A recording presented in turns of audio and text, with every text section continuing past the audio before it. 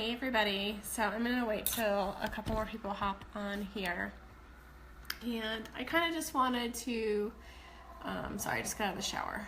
I wanted to chat with you guys about lupus a little. It's been a rough morning. The kids drove me nuts today, and they just drive me nuts. Kids are fun. Both of them are not feeling too good, so they're super irritable, super cranky, so that's always fun. But I wanted to come on here because in honor of World Lupus Day, I wanted to share with you guys a little bit about myself, and it was just so much easier to share it live than via write it, because it would have been written forever. So over 10 years ago, I started losing a lot of my hair. I started having a lot of body aches, a lot of discomforts in my body, a lot of things that were limiting my everyday living. And over those course of many years, I was misdiagnosed. I was put on medication that was supposed to help me, and it didn't. So with that being said, 7 years ago, 2010, I went from me being a size 6, which was about 135 pounds for me, to going to a size 1/0, which was a good 20 pounds that I lost. And with losing all that weight in a matter of, I would say, 3 to 4 week period, I was also feeling extremely terrible. To the point where I did not want to get out of bed, literally didn't get out of bed for days. I finally drugged myself to the doctor's office and made them do all kinds of tests. I wanted to know what was wrong with me. A part of me was changing. I went from being super energetic, super happy, just an all-around happy person. I loved going out and doing things. I loved getting together with friends. I loved working. Sounds crazy, right? So anyway, fast forward about 2 weeks, which was the first week of May of 2010 when they diagnosed me with lupus. From there, I was lost. I had no idea what in the world lupus was. Of course, we turned to Google. And what's Google tell you? Google tells you you're gonna die. So in theory, I was freaking out. I was overreacting. I had all these things going on with me, and I had no idea what was going on. I had no idea. Hi, Heather. So at that time, I reached out to support groups on Facebook. I reached out to wherever I could, to the Lupus Foundation of North Carolina, who really helped me tremendously with support and information and introducing me to other people that could help me.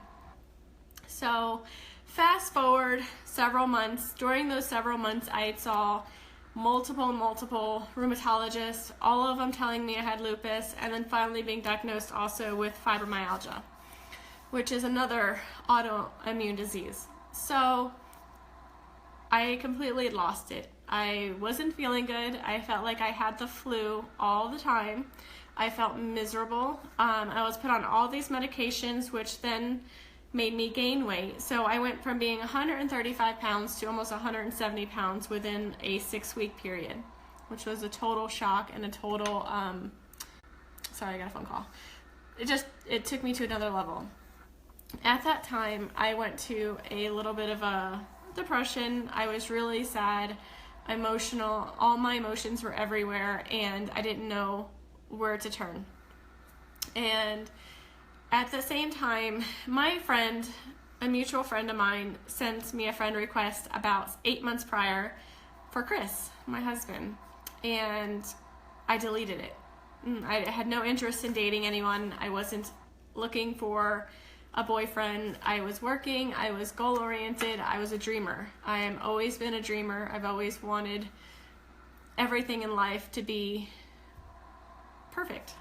So anyway, fast forward, in a dark place, all of a sudden I get a friend request from Chris.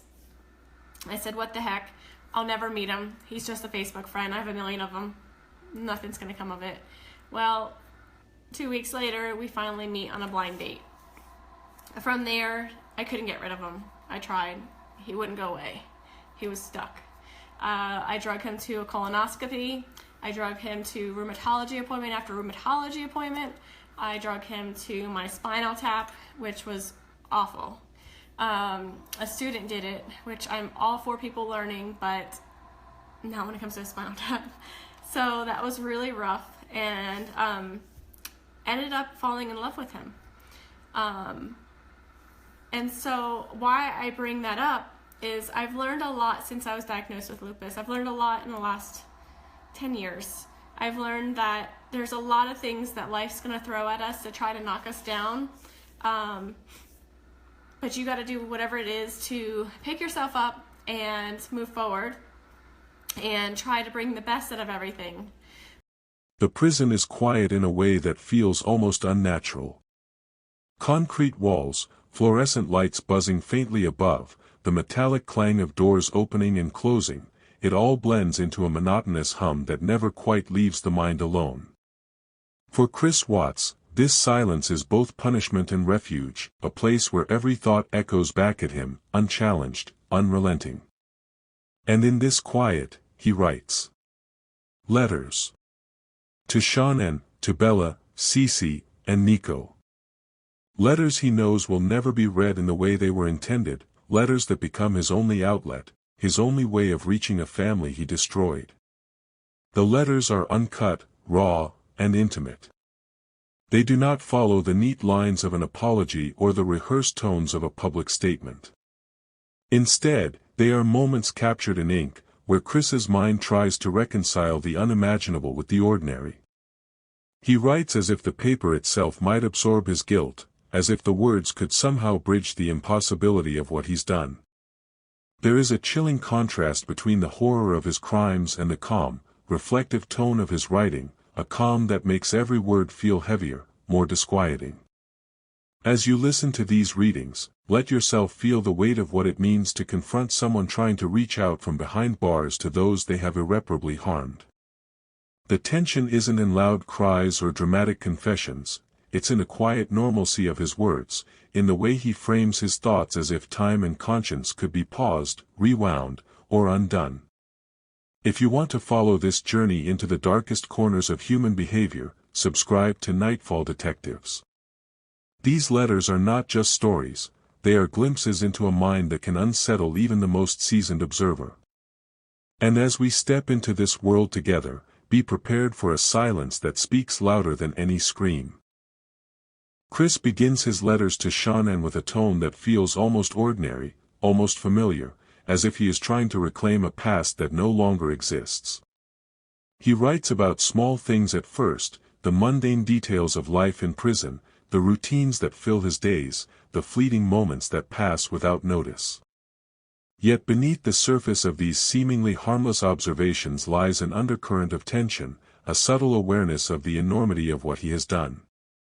Every word is carefully chosen, measured, as if he is performing normalcy for the page itself. As the letters unfold, a strange mixture of remorse, confusion, and self-justification begins to emerge.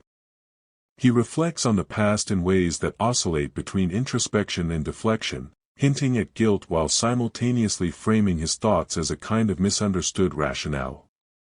The calmness of his writing is almost disarming, making the horror of his crimes feel even more disturbing. Here, in the quiet of ink on paper, he is both distant and intimately present, revealing how a mind can compartmentalize unimaginable acts while still attempting to communicate love, or at least connection, to those he has harmed. What makes these letters especially haunting is the tension between sincerity and manipulation. Chris writes as though speaking to Shanann will somehow restore balance, as if words can undo actions that cannot be undone. And the more he writes, the more the reader feels that uncomfortable duality, the voice of a man who committed horrors, yet sounds measured, calm, even caring in his prose. If you are following this story closely, take a moment to like this video. It helps stories like this reach those who want to understand the disturbing layers of true crime, the moments that go beyond the headlines. Because in these letters, the silence between the words often speaks louder than any confession ever could. The letters to Bella and CeCe carry a different kind of weight, one that is both tender and unsettling. Chris writes with a careful, deliberate gentleness, as if aware that these words are all he has left to connect with the innocence he destroyed. He mentions small details, little moments that he wishes he could have shared with them, trying to paint himself as a present, loving father. Yet, in every line, there is a tension that cannot be ignored, the disconnect between the warmth of his words and the reality of his actions. He frames his thoughts in a way that attempts to soothe, to reassure, to create a sense of normalcy. He asks them to be strong, to remember happy moments, and to think of him as someone who loved them, even as the world knows the truth of his betrayal. The contrast between his carefully chosen words and the unimaginable horror of his crimes creates a feeling of unease that lingers long after each sentence ends. Listeners can feel the attempt at emotional connection, but it is tainted by manipulation, by the awareness that his love is impossible to reclaim in any meaningful way. As you follow these readings, consider the psychological layers at play, the struggle between innocence and guilt, trust and betrayal, love and horror. Chris's words are crafted to be intimate, yet their calmness makes them chilling, a stark reminder that evil can hide behind the most familiar and gentle tones. If you find yourself drawn into the complexity of these letters, share this video with others who follow true crime. By discussing these moments, we not only explore the darkness of one individual but also confront the uncomfortable truth about how easily normalcy can mask horror. Because in the letters to his children, the ordinary becomes profoundly disturbing, and the silence between lines speaks volumes. The letters to Nico reveal a darker, more introspective side of Chris Watts, one that grapples with guilt, denial, and the impossible task of redemption. Here, his words carry a reflective weight, as if he is attempting to untangle the mess of his conscience through ink on paper. He writes carefully, almost cautiously, aware that these letters are reaching someone who can no longer respond, who can no longer be comforted by his presence. The distance in the relationship now is absolute, yet he writes as though this effort might bridge the unbridgeable. In these letters, Chris oscillates between acknowledging his mistakes and rationalizing them. He speaks of sorrow and regret, but always in measured, controlled tones, as if admitting too much would shatter the fragile image he still tries to maintain. Every sentence seems calculated to show remorse without fully confronting the enormity of his actions. The effect is chilling, a man trying to appear human while the evidence of his inhumanity hangs over every word. His reflections are quiet, subdued, but the psychological tension is impossible to ignore. As listeners, the discomfort grows because these letters are not just about communication, they are a window into a mind attempting to reconcile love, loss, and accountability, but failing at each turn. The letters show a man wrestling with his own narrative, trying to find meaning in the meaningless. If you're still following this story, consider subscribing to Nightfall Detectives to explore more cases that dive deep into the darkest corners of human behavior. These letters may never be answered, but they reveal truths that words spoken aloud cannot capture, and the silence that surrounds them is as haunting as the crimes themselves. By the time the final letters are read, the weight of everything Chris Watts wrote becomes undeniable. Each word, each carefully constructed sentence, leaves a lingering sense of unease. There is no redemption here, no closure, no absolution. What remains is a chilling glimpse into a mind attempting to maintain connection, to assert control, to preserve an image of love and normalcy, even as the world knows the truth of his actions. The letters are intimate, but their intimacy is warped, turning what should have been a bridge of love into a mirror reflecting the darkness within. The cumulative effect of these letters is haunting. They reveal the dissonance between intention and reality, between words and consequences.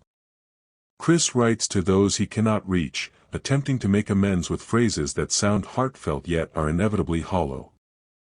The innocence of his children and the trust of his wife contrast sharply with the calculated calm of his writing, creating an atmosphere of tension that feels suffocating.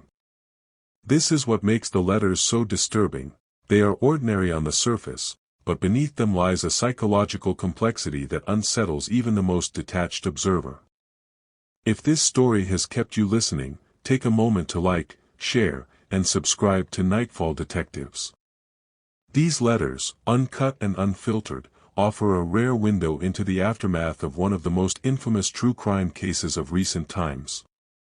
They are a reminder that darkness does not always announce itself with rage or violence. Sometimes it whispers in familiar tones, in the carefully measured words of someone who knows they can never undo the past. And in that whisper, the horror lingers long after the page is closed.